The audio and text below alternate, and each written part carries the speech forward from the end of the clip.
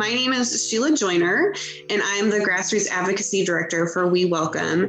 And so we are a grassroots advocacy organization that works primarily with Christian women, although we're open, to anyone who wants to be part of our community. And we just seek to equip and empower our community to be able to raise their voices and just cultivate more welcoming communities.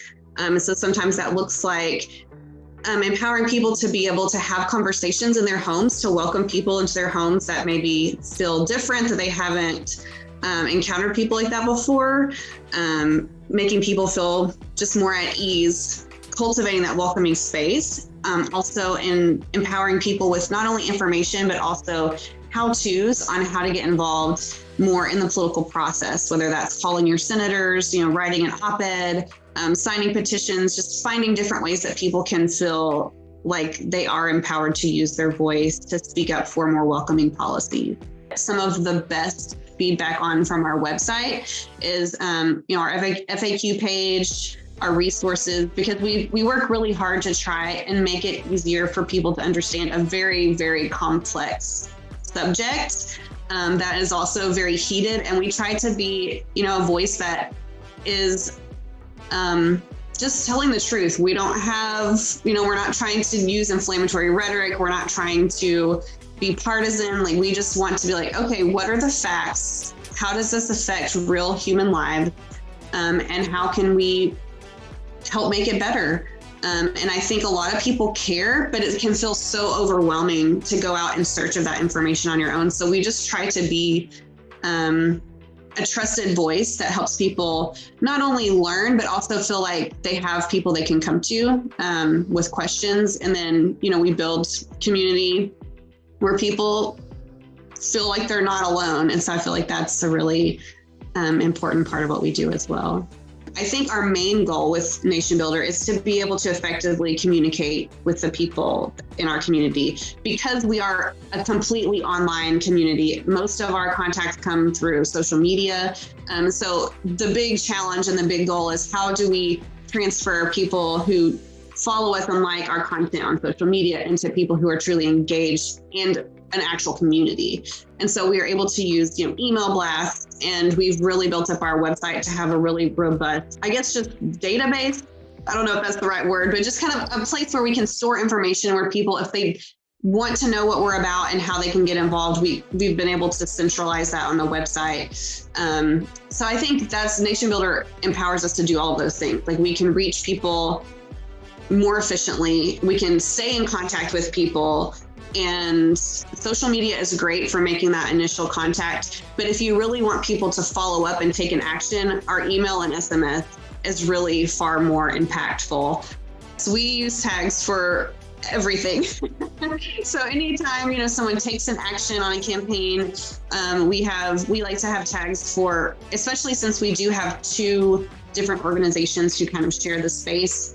So differentiating, okay, is this person working more with Women of Welcome, or is this person working more with We Welcome? There is some overlap, but it really helps us keep all that organized. Some people you're going to know because they comment a lot or send you DMs and things like that. Like, you just personally have interacted with them. But sometimes there are people you don't necessarily see their interaction, but they are downloading every resource. They're sending every email to their legislators. And so it's really helpful to be able to see that at a glance of, oh, this person is very active. Sometimes our strategy is a little bit more casual, where we just have a campaign that's ongoing for months that we'll mention in our emails and that we'll post online. And then sometimes we'll have a very active push where we will send out emails, like I mentioned before, of like people who we can filter and see, okay, these are people who are really engaged, but they haven't taken action. We'll send them an email to let them know, hey, did you know we have this action?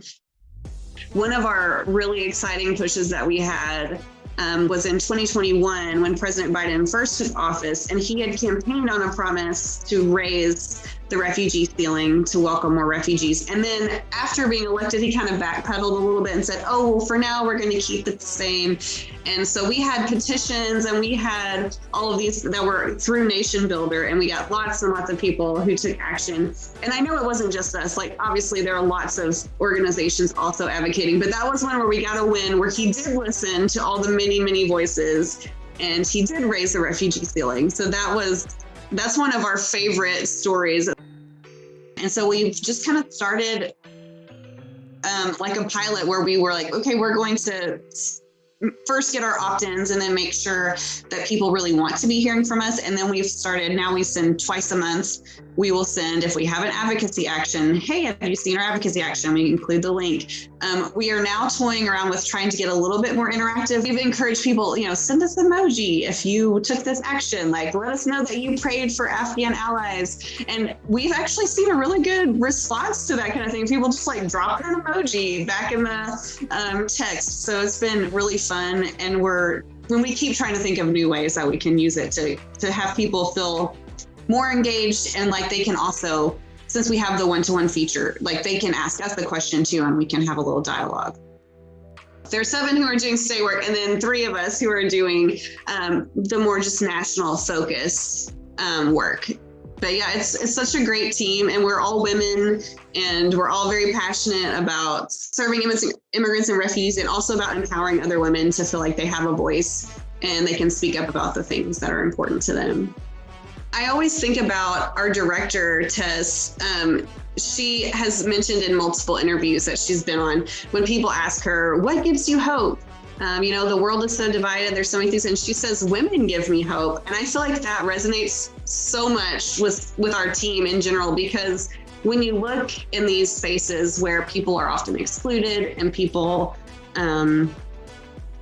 are discriminated against, it seems like so often women are the ones leading the charge to welcome in people who are being excluded. And I think that is something that is a natural avenue to have these conversations with women, because we are taught to be hospitable in a lot of ways and say, okay, we want to welcome people. Shouldn't we also welcome someone who's fleeing danger and looking for a new home? Like, wouldn't we want to be the first ones to welcome them in? And so often the answer is yes. When you present it that way, women are like, yes, that is. I think there's just a compassion and a desire to welcome people who feel excluded, I think is a very strong indicator of like the heart of so many women.